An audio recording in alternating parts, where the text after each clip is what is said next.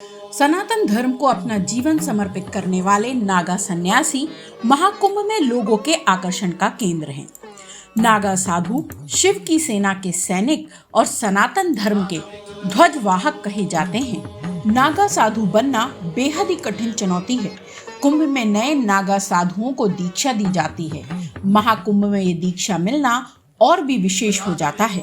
इस महाकुंभ में शिव अखाड़े के 5000 नागा साधु दीक्षा ले रहे हैं। प्रथम अमृत स्नान के बाद इन नागा साधुओं को दिगंबर की उपाधि मिली है, जिसके बाद अखाड़ों में उनका महत्व बढ़ गया है और अब ये पूरी तरह से अखाड़ों के लिए समर्पित हो गए हैं। नमस्ते अस्तु रुद्र रूपेभ्यः। नागा साधु बनने की पूरी प्रक्रिया बेहद ही कठिन है। इसकी शुरुआत अखाड़ों से होती है, जहां 6 सालों तक इन्हें कड़े नियम वाले जीवन को जीना पड़ता है, जिसमें सफल होने पर कुंभ में दीक्षा दी जाती है और दीक्षा के दौरान नए नागा साधुओं का मुंडन करा के पिंडदान कराया जाता है। ये अपने 7 वंश का पिंडदान कर देते हैं, जिसके बाद इनका नया नाम रखा जाता है और अस्त्र शस्त्र की शिक्षा दी जाती है। भोलेनाथ के स्वरूप है हम लोग, मतलब साक्षात उनका ही रूप है। अहम ब्रह्मास्मि, इस तरीके से हमारा एक महावाक्य होता है, हमारा देवी देवता होता है, वो इस तरीके से हमारा महावाक्य अहम ब्रह्मास्मि है। मैं ब्रह्म हूँ, मैं साक्षात शिव का ही स्वरूप हूँ।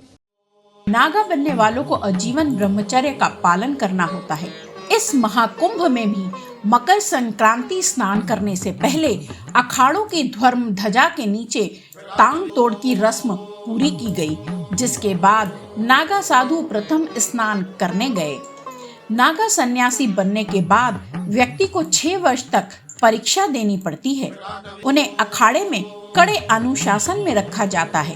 त्याग, तपस्या, ब्रह्मचर्य के रूप में खरा उतरना पड़ता है। घर परिवार से दूर रहना होता है।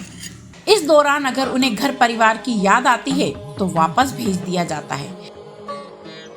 जो परीक्षा में पूरी तरह से खरा उतरता है उसे दिगंबर बनाकर हमेशा के लिए अपना लिया जाता है। दिगंबर बनने वाले नागा सन्यासी की जिम्मेदारी बढ़ जाती है। वे समस्त नागा सन्यासियों की कार्य प्रणाली पर नजर रखते हैं। साथ ही उन्हें अखाड़ों की सुरक्षा और आंतरिक व्यवस्था में लगाया जाता है। भजन पूजन के साथ सारा काम समर्पित भाव से करना पड़ता है। दिगंबर नागा सन्यासी ही अमृत स्नान में अखाड़ों में आगे चलते हैं।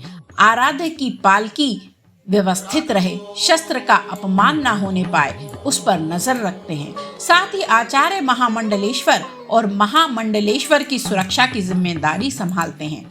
इनके आदेश समस्त नागा सन्यासियों को पालन करना पड़ता है। बुंदेली बतौले के लिए प्रयागराज से ब्यूरो रिपोर्ट।